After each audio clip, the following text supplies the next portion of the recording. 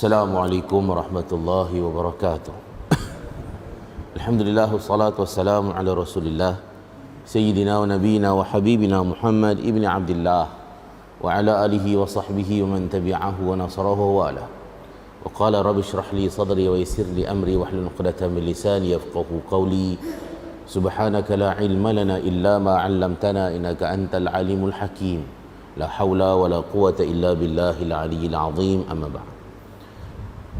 Yang berusaha adinda saya selaku pengurusi bicara ilmu pada pagi ini, yang dihormati Nazir dan Barisan Jawatankuasa Masjid, Tuan Imam dan para pegawai masjid, pimpinan masyarakat, para alim ulama, tuan-tuan dan puan-puan muslimin dan muslimat dirahmati Allah. Alhamdulillah tsumma alhamdulillah. Segala puji bagi Allah yang telah menghidupkan kita. Alladzi ahyana ba'da ma amatana, yang telah menghidupkan kita selepas kita dimatikan seketika. Dan kita semua akan kembali menghadap Allah Ta'ala, dihimpunkan di pada mahsyar kelak di hari akhirat, hari kiamat. Jadi tuan-tuan sekalian, kita tidur malam tadi dikira mati, tapi mati hidup semula. Macam lagu Jamal Abdillah tu. Tapi janganlah bangun tidur terus nyanyi lagu Jamal Abdillah dah. Kita bersyukur pada Allah sebab apa? Sebab antara nikmat yang paling besar dalam kumpulan nikmat yang Allah Ta'ala kurniakan kepada kita ialah nikmat hidup. Hidup ni nikmat besar. Kalaulah Allah Ta'ala tarik nikmat hidup ini, habislah segala nikmat-nikmat yang lain. Betullah syukurilah nikmat kita boleh hidup sehingga ke pagi ini. Dan pakej nikmat itu Allah Ta'ala berikan apa dia? Ada kederat, ada kudrah dan juga keupayaan. Bangun daripada tidur, kita berasa nak bangun ke tandas, ke bilik air, ke bilik air. Sini orang panggil apa? Bilik air. Nak mengurus diri, nak buai kecil, nak buai besar, nak mandi, nak berwuduk, buat persiapan untuk apa? Untuk ke masjid, untuk solat subuh, kita mampu untuk bangun. Ada orang tuan-tuan bangun ada hajat, ada hasrat, keinginan untuk mengurus diri ke bilik air, tapi tak ada kederat, tak ada upaya. Mata dia boleh celik, tapi tak ada upaya nak menggerakkan hanya walaupun sebatang jari dia. Tak boleh dia nak bangun mengurus diri. Ini contoh, ada saudara kita, sahabat handai kenalan kita yang dia diuji dapat pesakit stroke kan. Lumpuh, mati sebelah badan, ataupun kadang-kadang daripada leher ke bawah ni tak boleh bergerak. Nangis dia, mengalir air mata. Hilang sebagian besar daripada nikmat kehidupan untuk bergerak bebas mengurus diri. Kalau kita bangun, Allah alhamdulillah boleh bergerak jari, boleh kita bangun walaupun sakit-sakit pinggang merangkak nak pergi ke bilik air, tapi alhamdulillah boleh kita sampai di sini pagi ini. Itulah antara nikmat yang kita nampak. Nikmat ni kalau jadi kaya je, kereta hebat, rumah besar, duit banyak, tapi ada orang masya-Allah duit juta-juta, ratus juta, kita tak terbayang, tapi tak boleh buat apa. Contohnya Allah Ta'ala uji dia ada sakit, makan pakai tiup, nak makan sedap-sedap pun tak boleh dah. Hanya minum susu itu pun tak boleh telan. Main pakai salur, duit banyak, berjuta-juta, kereta mewah bersusun, tapi nak tekan pada minyak tak boleh, kena gaut. Contoh dah. Baik beli ambulan je susun depan rumah kan, tukar-tukar. Jadi tuan-tuan dan puan Allah sekalian, kita boleh hidup lagi pagi ini mengurus diri, dan kita boleh menunaikan satu kewajipan yang besar di sisi Allah. Kita boleh solat subuh, dan kita hari ini boleh duduk pula dalam majlis ilmu. Jadi sepagi ini insya-Allah kita akan bincang tentang apa? Tentang tajuk yang telah disediakan untuk bicara wara kita pagi ini ialah berkenaan dengan mahsyar. Mahsyar maknanya tempat kita akan dihimpunkan. Tentu kalau kita buka hadis-hadis Nabi yang sahih tentang mahsyar ni banyak. Hadis tentang mahsyar, tidak ada pengecualian. Semua kita akan dihimpunkan di sana. Bermula pada kalau manusia itu bermula daripada zaman Nabi Adam alaihissalam sampai nanti berlaku kiamat, manusia yang pernah wujud atau muka dunia ni atau muka bumi ni semua akan dihantar ke sana. Sama ada yang mati molek dikebumikan dalam tanah, ataupun mati dalam dimakan oleh binatang buas jasadnya, sampai ke sudah cari tak jumpa, duduk dalam perut rimau mana tak tahu, ataupun terjatuh di laut, ataupun hilang tak tahu hidup ke mati. Hari tu duk hilang kat mana kan, ni pergi program apa, berlari-lari jaga trekking ke apa semua, hilang, tak tahu lah jumpa ke belum. Itu semua akan dihimpunkan di padang mahsyar. Mahsyar ini kata Rasulullah, tanah dia rata macam roti yang dipotong, ya. Kalau zaman dulu kita beli roti apa, kalau tempat saya dipanggil roti pound tu, saya panggil apa, roti Bengali, roti mana yang belum potong tu kan, ya, kadang masa tu lah potong. Kita hari ni beli roti dah siap potong, jarang jumpa roti yang sebuku-sebuku yang belum potong. Kalau kita potong roti itu, rata, ya, dibuka itulah rata, cerah tanah, tidak ada sebarang tanda, pokok tak ada, bukit, gunung, ganang semua tak ada. Macam mana kita nak jadikan sebagai tanda kalau kita terjumpa seseorang, dia jadi tanya kita, hang jumpa tak apa aku punya adik-beradik ke, mak ke, ayah ke, anak, orangnya macam ni sedang ni. Ada rasanya tapi tak ingat kat mana, kat pokok tu ke, kat bukit ke, kat busuk ke, tak ada, tak tahu mana duduk ni. Nak letak sebagai petanda rata. Bagaimana keadaan kita dihimpunkan di sana. Dalam hadis, ya, yang diriwayatkan oleh Imam Al-Bukhari, ulama hadis kata hadis ini muttafaqun alaih. Kalau ta'rif hadis muttafaqun alaih ni banyak tu, ada kata diriwayatkan Bukhari, Muslim, diriwayatkan oleh orang ni, ada kata walaupun tidak diriwayat oleh Imam Bukhari juga oleh Imam Muslim, tapi bila memenuhi syarat hadis sahih, syurutus sihah, ya, di sisi Imam Bukhari, Muslim, itu pun dikira hadis muttafaqun alaih. Wallahu a'lam. Ini antara mustalahat, istilah li ilmu usulul hadis atau mustalah hadis. Satu hari Nabi beritahu, ya, dia beritahu pada isteri dia Aisyah, dia kata apa pada isteri dia, yuhsyarun nasu yaumal qiyamati hufatan uratan ghurla. Hadis ini pada Aisyah. Nabi kata yuhsyarun nasu yaumal qiyamati hufatan uratan ghurla. 3 keadaan semua ada. Qultu ya Rasulullah, kata Aisyah, wahai Rasulullah, ar-rijal wan nisa'u jami'an yanzuru ba'dhum ila ba'd. Faqala Nabi sallallahu alaihi wasallam, maka Rasulullah kata apa? Ya Aisyah, al-amru ashaddu min an yuhimmahum dhalika. Wa fi riwayat lain pula, al-amru ahammu min an yanzuru ba'dhum ila ba'd.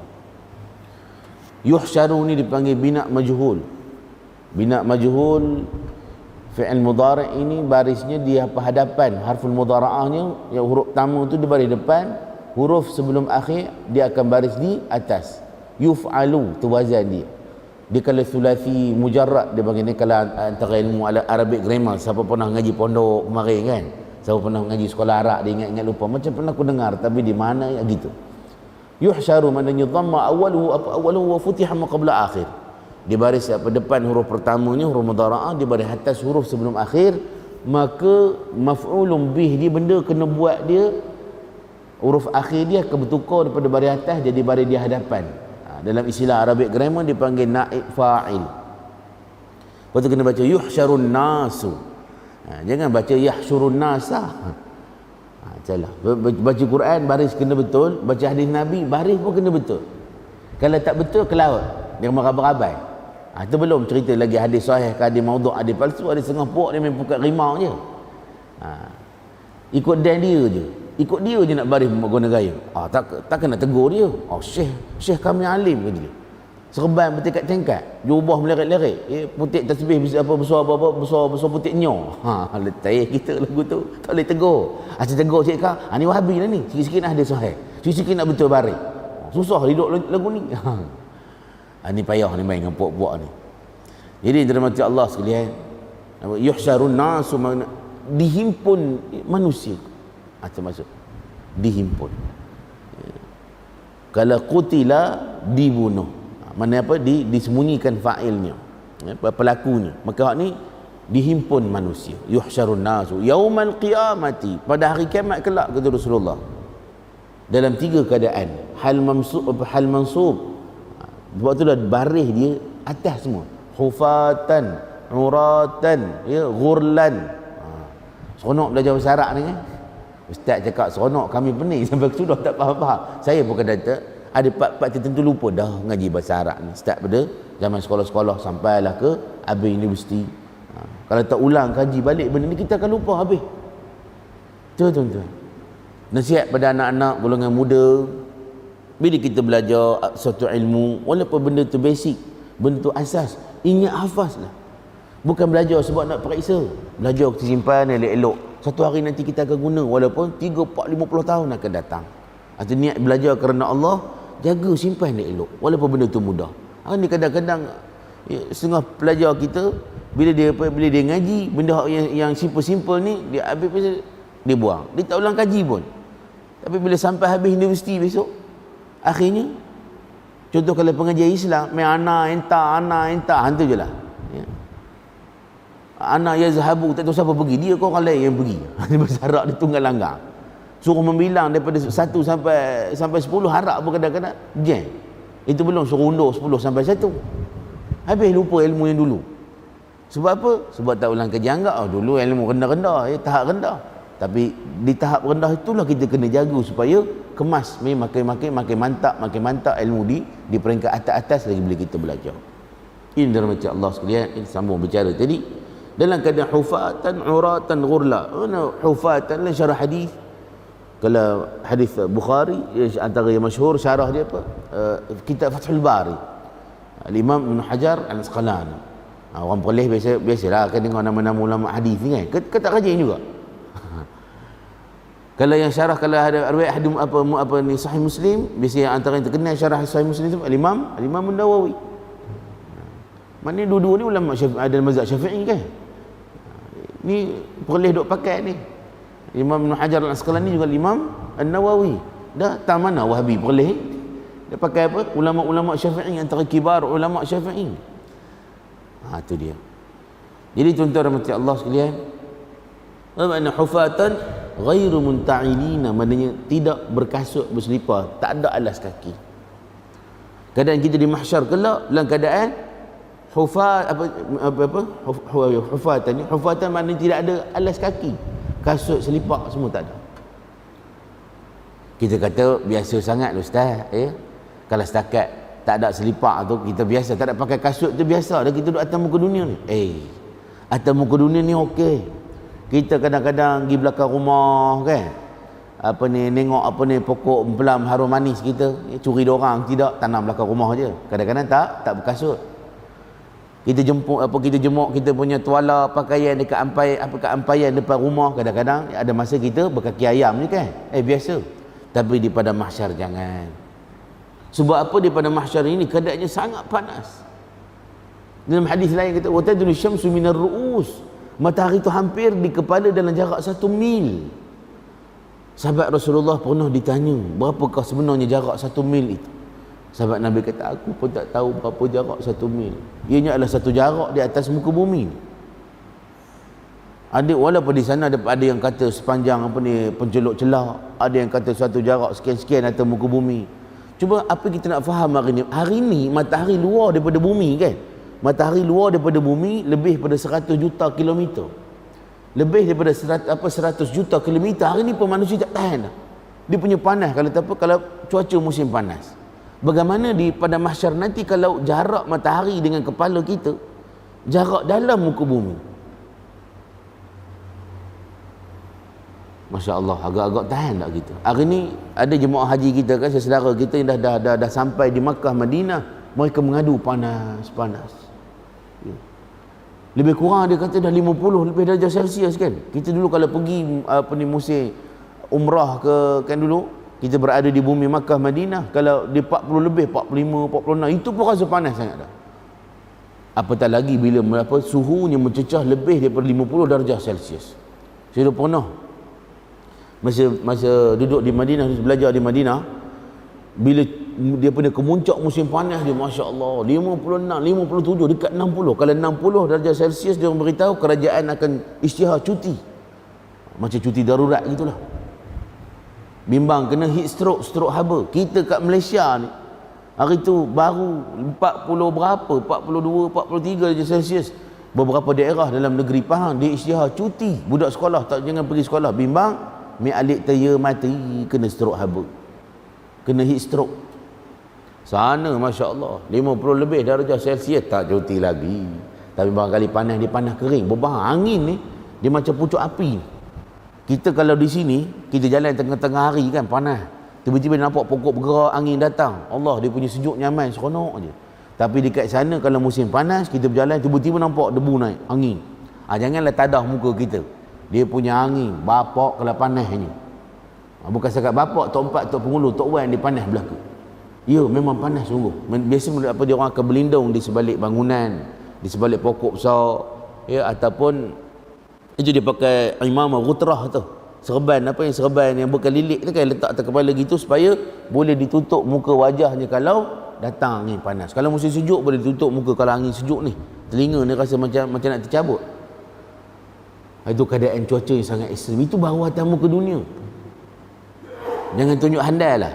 Kalau musim panas yang amat sangat di bumi Makkah Madinah, katalah kita pergi masjid solat Jumaat, selipar kita kena curi dek. Tak tahulah siapa, bukan curi, mungkin orang tersalah ambil ke apa semua kan. Tengok keluar kita letak kat tiang nombor sekian-sekian, tengok tak ada. Kita buat apa? Nak balik hotel jalan kaki. Cuaca panas terik lebih per 50 darjah Celsius. Ni tapak kaki kita ni memang pedih, melepuh. Saya pernah kena. Masa saya solat Jumaat, masa tu saya duduk kat asrama luar. Asrama luar jalan pergi airport, dia berapa kilometer dari Masjid Nabawi. Masa tu kita pergi solat dekat masjid di kawasan perumahan Arab tu. Jalan kaki beberapa ratus meter daripada asrama luar tu. Jadi keluar daripada masjid, masa tu musim panas. Musim panas terik. Saya keluar daripada masjid, tengok selipar hilang, tak ada. Takkan kita nak ambil selipar orang kan? Bukan 5 lah. Saya nampak lebih kurang dalam 50 lebih ke 100 meter di tepi jalan ni. Dekat luar masjid tu ada kedai runcit. Nampak adalah jual selipar berapa rial tu kan. Saya pun berlari-lari anak nak beli selipar. Apa jadi tuan-tuan? 3-4 hari ni pedih, tapak kaki merah ni macam nak melecur. Itu baru berlari-lari anak sekejap aja nak pergi beli selipar. Tapi bagaimana keadaan di pada mahsyar nanti, ya Allah, ya Tuhan. Bila sebut hufatan tu, tahulah kesengsaraan kita daripada sudut ni tapak kaki kita panas di bumi mahsyar. Uratan, dalam keadaan apa? Uratan mana? Dia tidak ada sebarang pakaian ya. Laisa lahu ma yasturuhu min athiyab. Dia tidak ada untuk dia pakaian ya, untuk menutup aurat dia. Telanjang bulat maksudnya. Dalam keadaan telanjang bulat kita, tak ada pakaian, kosong. Semua sekali. Termasuk penceramah. La ilaha illallah. Bagaimana perasaan kita kak? Tuan-tuan sekalian, agak kalau kita datang ke masjid hari ni semua telanjang bulat, agak nak datang tak? Tak datang. Walaupun orang pujuk tak apa, penceramah pun telanjang juga. Hai, tidaklah. Rasa aib, malu kita. Itu maknanya sifat afifah, sifat menjaga kehormatan, malu kita, fitrah yang ada pada manusia. Tapi hari ni tuan-tuan, orang dah dicabut fitrah dia sebagai manusia, dicabut fitrah, tak malu langsung, bertelanjang. Dia ada kelab telanjang. Nak masuk ke kawasan apa dia, tempat eksklusif, tak tahu hotel tepi laut mana, dia ada dinner semua, nak masuk situ yuran dia tak tahulah berapa. Dia baca dalam Google kan. Masuk ke sana semua mesti telanjang bulat. Agak-agak kita nak masuk tak? Tak. Kita rasa malu. Itu alhamdulillah. Ada lagi fitrah. Ya Allah Ta'ala jadikan sebagai apa? Sebagai seorang Islam, seorang yang mukmin, ada fitrah malu kalau tak telanjang. Seorang-seorang tu lain cerita, lain duduk depan-depan. Allah Tuhan. Itulah keadaan kita di pada mahsyar besok, telanjang bulat. Kemudian ghurlan. Mana ghurlan? Ghurlan maknanya ghairu makhtunin, dalam keadaan tidak berkhatan. Kita akan dikembalikan semula keadaan kita atas dunia dulu. Kita lahir daripada perut mak kita. Bagaimana keadaan kita, gitulah esok kita akan dikembalikan. Allah Ta'ala akan kembalikan balik. Kalau ada anggota kita yang hilang di masa dunia dulu, aksiden ke, kencing manis ke, kerat jari, potong kaki, semua akan dikembalikan semula pada mahsyar. Putus jari, main meracun bola, bom ikan, semua akan dikembalikan. Saya baru ni jumpa siapa sahabat, tanya, bang, kenapa jari tu ingat ke aksiden ke kan? Biasalah ustaz, muda-muda nakal, bom ikan, dia kata. Dah tu, insah dah, buat lagi lepas tu. Masya Allah, ini betul-betul hati kering. Kita akan dikembalikan dalam keadaan tak bersunat. Jangan bayang lagi. Kalau pejam mata duk bayang pagi ni tak selera nak sarapan pagi. Betul, tak habis nasi lemak sebungkus. Sebab apa? Allah. Buruk benar kata orang Perak dah. Mana hinanya keadaan kita di hadapan Allah. Nak sombong apa kita temu ke dunia ni? Dengan gelaran kita, dengan harta kita, dengan pangkat kita, gah, glamour, pengikut yang ramai, Masya Allah. Dengan kuasa kita. Tak ada. Besok kita semua akan dalam keadaan begitu di hadapan Allah. Bila Nabi SAW cerita, itulah keadaan kita di pada mahsyar kelak. Aisyah, fitrah dia sebagai seorang wanita mukminah, salihah, afifah, yang menjaga kehormatan diri, malu tahu itu adalah suatu benda yang sangat aib dan malu kalau bertelanjang. Maka ditanya, qultu, kata Aisyah, dia adalah ketika meriwayatkan hadis, ya Rasulullah, ar-rijalun nisa'u jami'an yanduru ba'dhum ila ba'dhi. Wahai Rasulullah, ya Rasulullah lah, jangan baca ya Rasulullah. Ya, munada idza kana mudhafan ayakuna mansuban, benda kena seru bila dia apa ni munada kan, ada ya tu harfun nida, wahai, untuk suruhan. Maka perkataan pertama yang digelar sebagai mudhaf, mestilah huruf akhirnya berbaris di atas. Kalau baca ya Rasulullah, itu maknanya tak ngaji lah tu, ataupun masih belajar dulu, ditidur dalam kelas. Betul lah, dia ada baris kan, ada masih baris depan, ada masih baris di atas, ada masih baris di bawah. Kalau qala Rasulullah, baris depan sebab dia fa'il mudhaf. Kalau sami'tu an, aku telah mendengar, kata sahabat, an daripada Rasulillah, sebab dia majrur sebab ada an.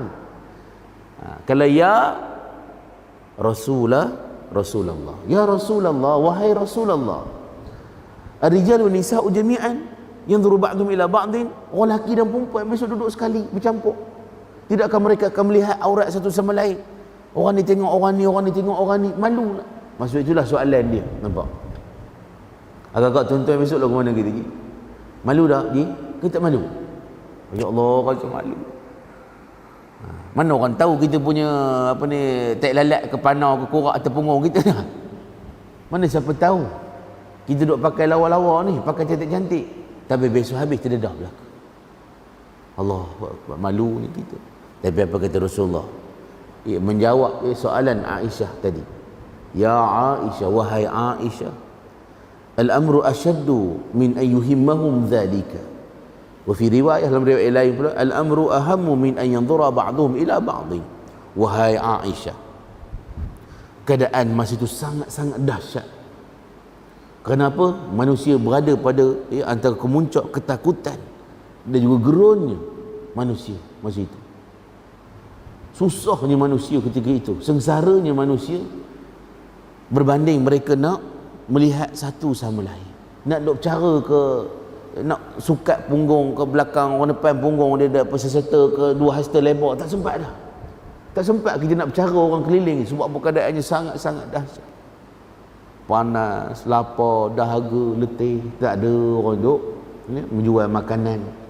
Tak macam setengah-setengah ajaran agama, ya, orang kafir bila mati dia hantar duit, dia bakar duit, hantar kereta, hantar rumah, dikira guna dekat akhirat dia. Tak ada, tuan-tuan.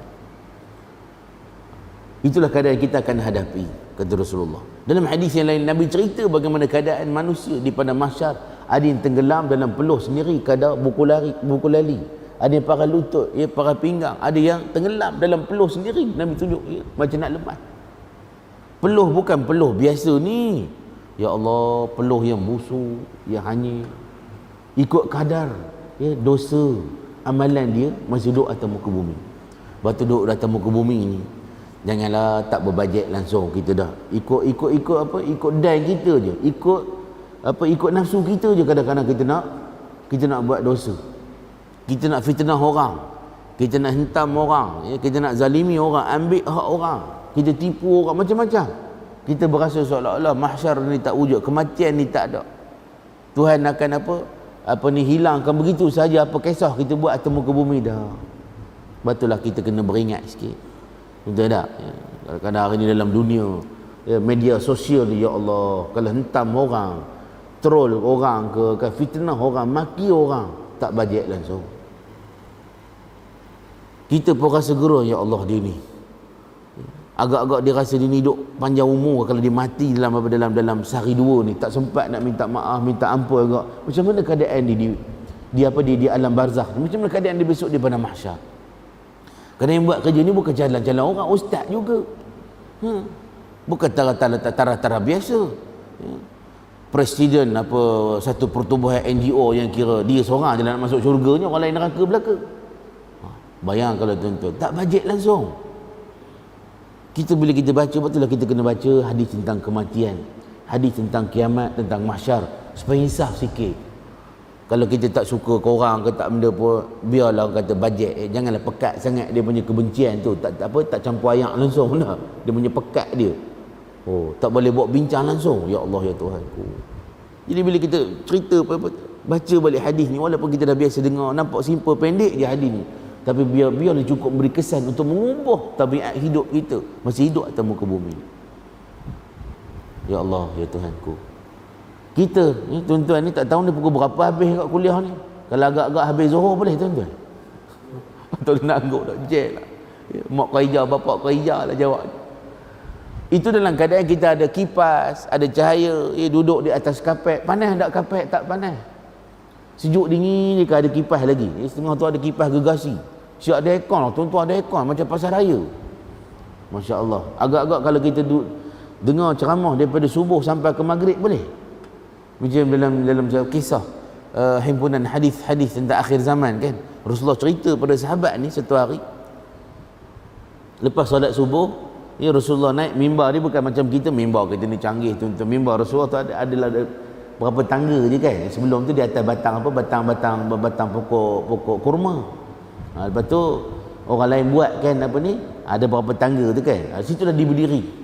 Atau kalau mimbar sunnah tu kena tanya orang-orang alim sini. Tanya tuan mufti kita. Bacakan apa ni, ataupun tanya orang ustaz-ustaz sini hadis macam mana rupa mimbar Rasulullah. Ada orang buat tak kita kat Malaysia? Kalau buat mimbar lagu tu memang kena kutuk lah, bukan dekut betul masjid. Ada patut mimbar macam tu. Tapi itulah cara mimbar Rasul. Saya pernah tengok dalam YouTube di negara luar. Ada dia orang buat mimbar Rasul tu dia anak tangga je, 3 gitu. Itulah dia duduk berdiri. Itu tuan-tuan rahmati Allah sekalian. Nabi cerita apa berlaku akan berlaku di akhir zaman. Berhenti tak berhentinya bila Rasulullah berhenti masa Zuhur. Begini keadaan manusianya, begini macam-macam benda. Berhenti solat Zuhur, lepas Zuhur sambung lagi kuliah. Sambung lagi daripada majlis ilmu ni dengan sahabat ni sampai bila? Sampai asar. Sampai solat asar. Berhenti solat asar, sambung lagi sampai maghrib, baru habis. Agak-agak kalau tu imam buat lagu tu, ustaz bagi ceramah kuliah daripada lepas subuh sampai maghrib, sampailah surat layang ke Jabatan Agama Islam, dia kepecat lah imam ni. Ya, syok sendiri, tak kira korang dah. Ceramah daripada subuh sampai ke maghrib. Gila apa kalau kita lagak ni, memang kena lah. Kecuali kalau buat daurah kan, khusus daurah apa ni, talaqi hadis ataupun kitab, dia ambil sanad kan, macam baru ni ada buat kan. Tuan-tuan ada pergi? Seminggu baru ni ada syekh daripada Madinah tu kan. Tuan-tuan ada pergi? Ada? Alhamdulillah. Dapat ambil sanad ya. Syama'il Muhammadiyah yang disampaikan Imam At-Tirmidzi, jalur yang keberapa, yang ke-25 keberapa. Saya tak pergilah, saya kerja duk Pahang. Tapi anak saya datang. Di cuti kebetulan UAE, datang seminggu. Tidur dekat Perlis. Tak tahu guna gaya rupa jadilah. Tidurlah pergilah ambil, belajar. Pagi petang ke malam ke sambung majlis ilmu yang lain. Di atas muka dunia pun kita tak tahan. Bagaimana keadaan di mahsyar? Ni kalau letih-letih ceramah saya ada air, tuan-tuan ada. Apa tu saya kadang-kadang kalau kuliah saya tak minum sangat air ni. Bukan apa kesian tuan-tuan dah. Ya. Bila kita minum kan tuan-tuan turut telai ke gerak alkom dah. Tapi air tak ada. Kesian. Kalau pedih sangat tekak barulah minum sikit. Jadi tuan-tuan rahmati Allah sekalian. Itulah keadaan. Kalau kita fikir ya Allah, kita berjalan jauh. Kalau tak berhenti ke R&R, mata mengantuk. Kenapa? Main kopi kapal api dah. Tak boleh bawa kereta kita jam. Pedih biji mata. Kalau jadi merokok, bayangkanlah. Sana ada rokok? Tak ada. Air, makanan? Tak ada. Berapa lama? Ya Allah, ya Tuhanku, tak tahulah berapa lama kalau disukat dengan waktu atas muka bumi. Tak ada kebimbangan tak kita. Hari ni kita bimbang kalau pergi ke dapur, tengok beras dah tinggal sikit. Ni kena pergi beli ke kedai ni kan nak makan apa. Tengok peti sejuk, tengok ayam dah tinggal kaki. Sayur pun dah kecut, dah kering. Kita akan buat persiapan untuk beberapa hari bekalan makan hidup kita. Kalau kita nak tinggalkan anak isteri kita, ya, pergi kursus mana, kita akan buat persiapan supaya mereka tak lapar. Tapi di pada mahsyar besok, mana isteri kita, mana anak kita, bagaimana keadaan diri kita. Allahu Akbar. Sangat-sangat dahsyat. Baik, telanjang pula. Adakah selama-lamanya kita akan bertelanjang? Tak ada pakaian. Tuan-tuan, kita akan diberi pakaian kelak. Nabi kata apa? Manusia pertama ia akan yuksa yaumul qiyamah, akan diberi pakaian pada hari kiamat siapa? Nabi Ibrahim alaihissalam.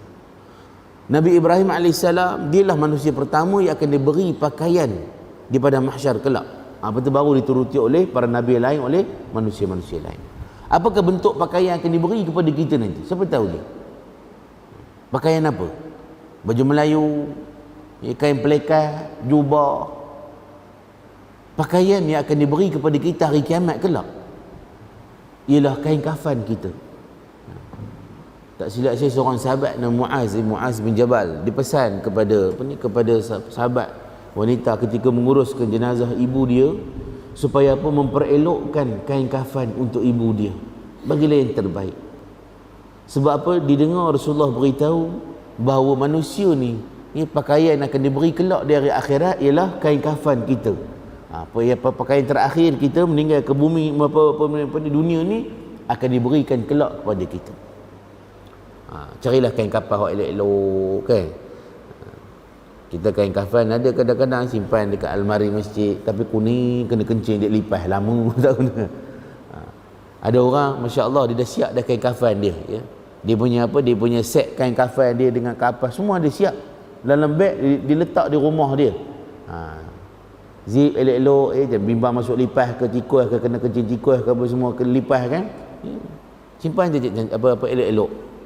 Nanti pesan kalau kita meninggal nanti ni, kadang-kadang dibawa rata-rata mana dia pergi, set kain kafan tu dibawa dalam kereta dia. Ada pernah buat je. Ada orang kat Berseri ni buat lagu tu. Seram pula kan dah. Kita tengok kain kafan berlipat dah rasa takut. Belum lagi tengok kalau tengok cerita hantu pocong duduk sebelah. Bawa kereta malam-malam seorang-seorang, tiba-tiba ada benda putih tahan tengah jalan macam pocong. Kita tak berhentilah. Ke depan sikit tiba-tiba ada sebelah. La ilaha illallah. Kita takut, kita kata hantu. Itulah kadang-kadang mainan jin, kadang-kadang orang menyakat buat prank. Sekarang ada video prank kan. Jangan prank-prank orang. Esok kena tikar dengan kerih, peluk tujuh tak pasal-pasal, terburai tali perut. Jangan main.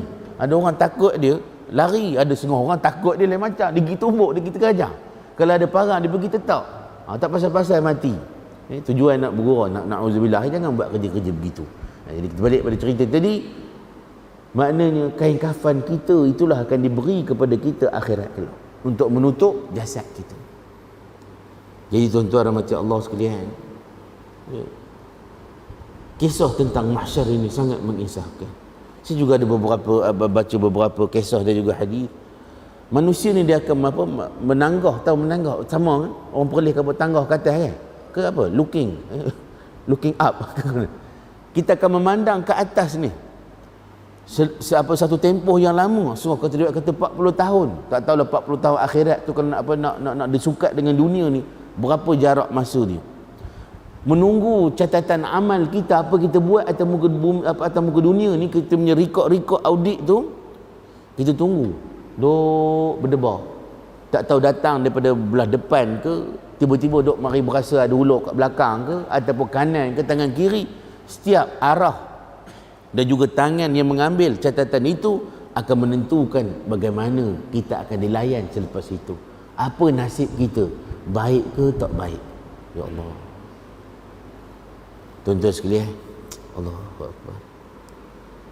Tapi apakah Allah Ta'ala ni zalim pada makhluk, pada hamba dia? Ya Allah, kami sembah dan mentauhidkan-Mu, ya Allah. Kami tidak syirikkan-Mu. Kami sentiasa memuji-Mu dalam zikir-zikir yang diajar oleh-Mu dan oleh Nabi-Mu. Kami selalu beronalik ke masjid. Kami buat baik, ya Allah, pada manusia, pada makhluk. Kami sabar dengan ujian dan apa-apa datang daripada-Mu, ya Allah. Ketika temu ke bumi, takkanlah kami dilayan macam tu, ya Allah. Ada manusia yang tidak begitu. Ada manusia tuan-tuan yang selamat daripada keadaan-keadaan yang kita sebut tadi. Inilah golongan yang Nabi sebut di dalam hadis, ya sab'atun yudhilluhumullah yauma la dhilla illa dhilluh. Dia ada banyak riwayat tuan-tuan. Kata dalam setengah riwayat dia dijelas ya fi dhilali arsyih. Tak siap-siap ada daripada riwayat Anas bin Malik ibn Anas. Tuan-tuan boleh baca satu buku kecil, satu buku nipis, taklah nipis sangat. Ia disusun oleh Syekh Atiyah Salim. Syekh Atiyah Salim ni dia pernah mengajar di Masjid Nabawi dan meninggal dunia tahun 2000 berapa apa. Dan 2000 berapa dulu kan. Dia ni asal orang Mesir. Ya, orang alim, dia berhijrah ke Madinah dan pernah mengajar di Universiti Islam Madinah. Kemudian bila dah pencing, dah bersara, dia mengapa dia mengajar di Masjid Nabawi sehingga dia dah pencing pun dia masih lagi menjadi guru dekat Masjid Nabawi.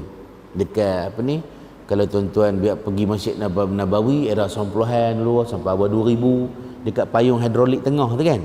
Dia antara payung hidrolik tengah yang pertama dan kedua di belakang Raudah tu, tengah-tengah tu ada binaan tu, situlah tempat kursi dia mengajar. Ramai orang belajar, termasuklah pelajar-pelajar Malaysia kan, ataupun orang datang buat haji umrah menumpang menimba ilmu dengan Syekh Atiyah Salim. Dia ada menyusun, menghimpun riwayat hadis tentang fi dhilali arsyir rahman, golongan yang duduk bernaung di bawah arasy Tuhan yang Maha Pengasih di hari akhirat kelak.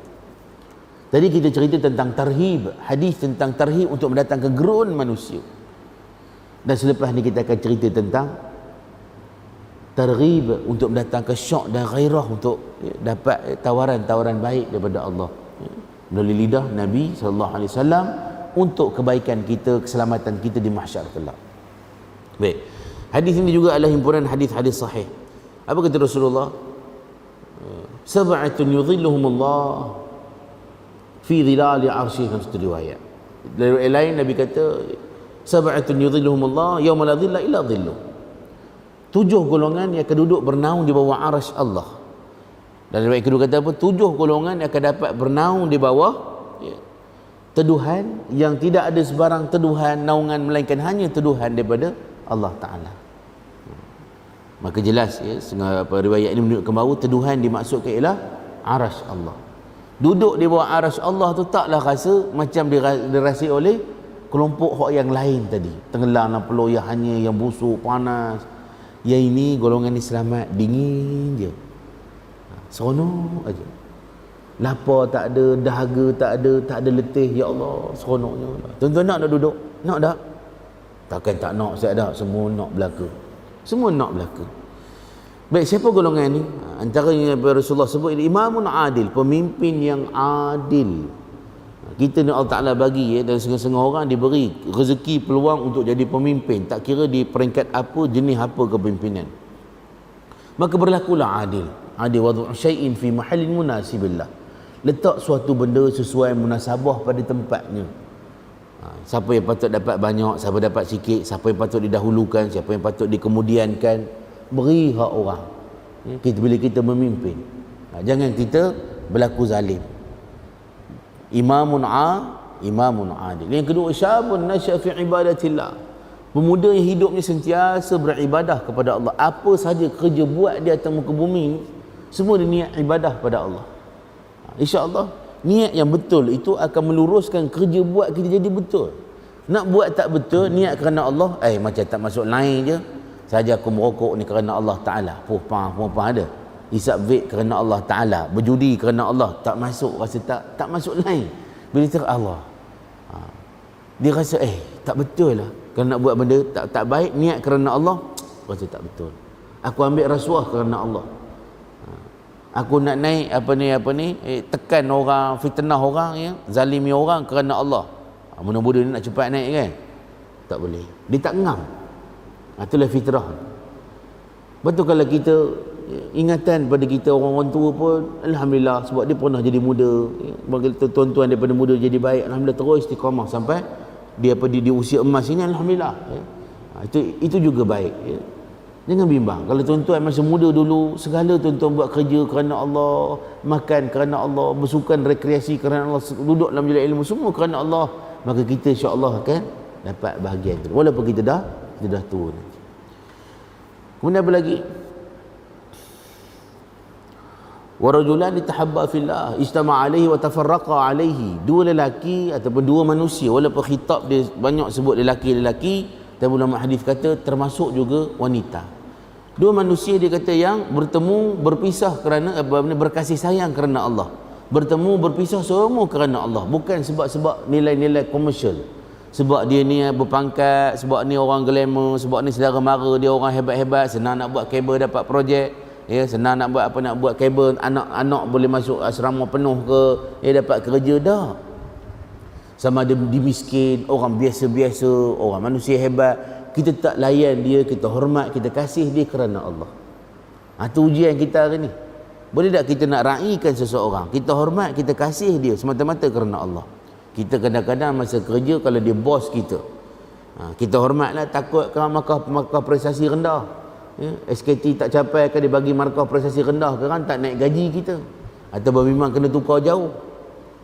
Tapi bila dipencing, tahan tunggulah pencing tu. Dan pencing je. Hari ni paskat last, siap tetap gambar popang tak gambar dalam Facebook.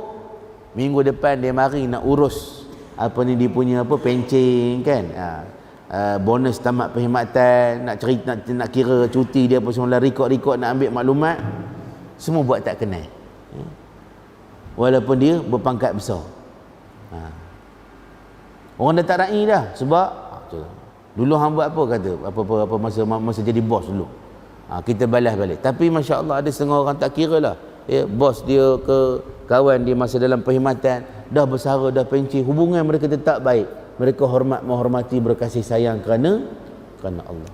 Dulu masa di YB bukan main kita. YB bekerja. Kulu kilir kita ikut dia. Tapi dah tak jadi YB, tak ada.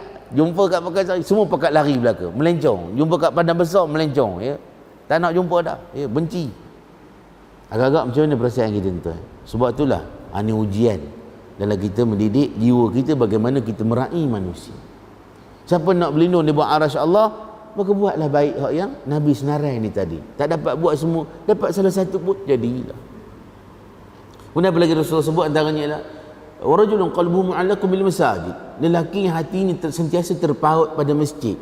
Bukan sebab nak duduk masjid ada aircon, ada kipas selesa je tenang. Kalau duduk di rumah sekarang panas. Ataupun duduk serabut bini beletik dekat rumah dah.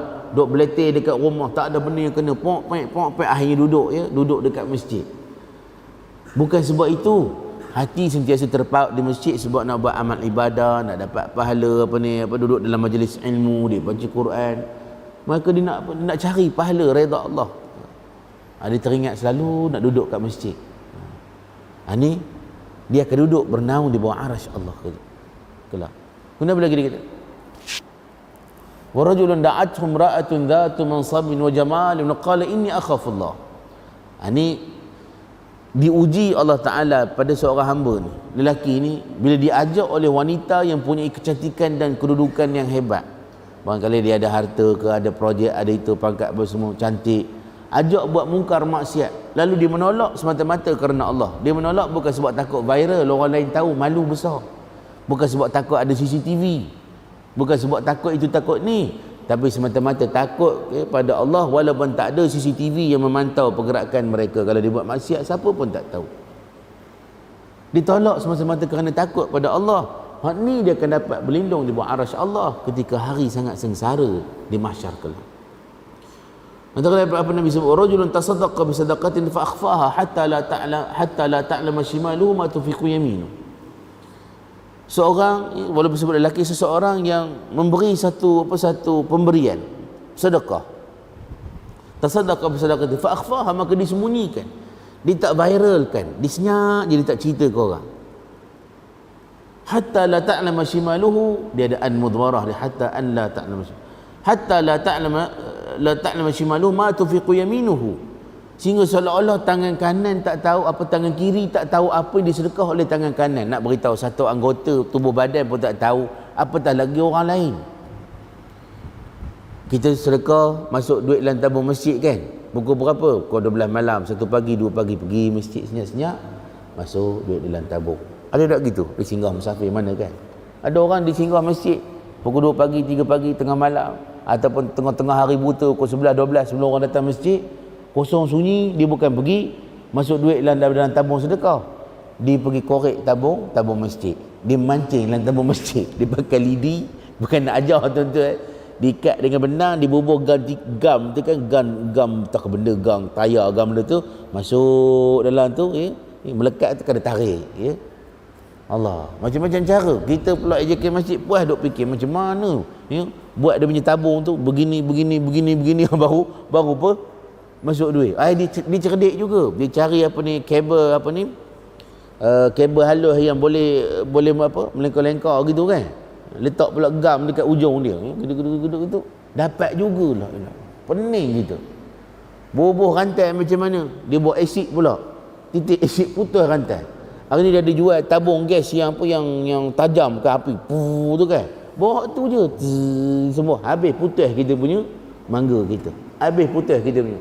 Lepas tu jadi macam mana fikir JK, senang je tu ni, kutip duit tu tiap-tiap hari, benda hari, setiap hari kutip duit, lepas isyak kan, mana kalau orang bersedekah semua, kutip, buka tabung, ambil simpan, terus bank-in. Sekarang ni ada mesin kan, terus sebelum balik rumah, kalau rumah kat dengan bandar dengan mesin, masuk mesin, simpan resit rekod, ataupun bawa balik ke rumah dulu, kumpul nanti esok pergi ke bandar, pergi bank in.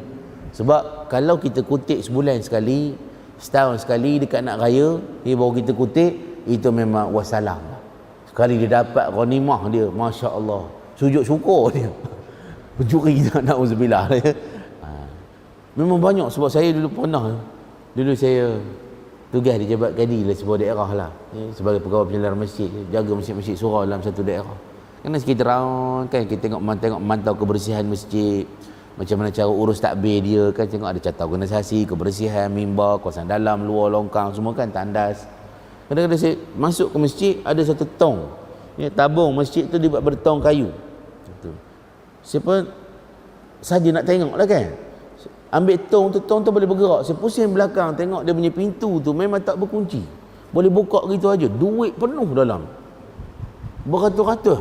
Saya pun ambil kira, bungkus dalam dalam kertas surat khabar, saya pergi hantar rumah Tok Imam.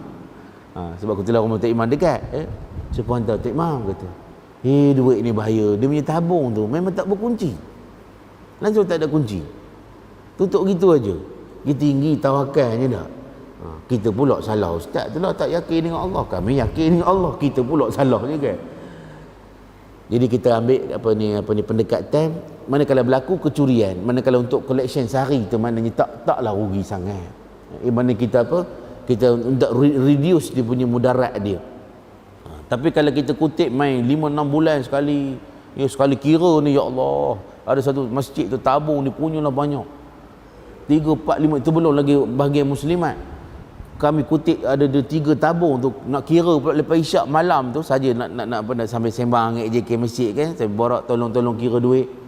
Kipas kena tutup, kalau buka kipas kan habis berterabur. Bayang kalau berpuluh-puluh ni kira duit ni, punyalah banyak, beribu. Ini saya tanya ni berapa lama tak kutip, tak tahulah ustaz, tapi banyak bulan lah tak kutip. Yang paling seksa kira duit RM1, la ilaha illallah. Itu ada lagi tabung dapat hari dah kat pukul 11 dah. Hak tabung tu lain kali lah kita buka. Tapi harap-harap AJK masjid buka lah, jaga.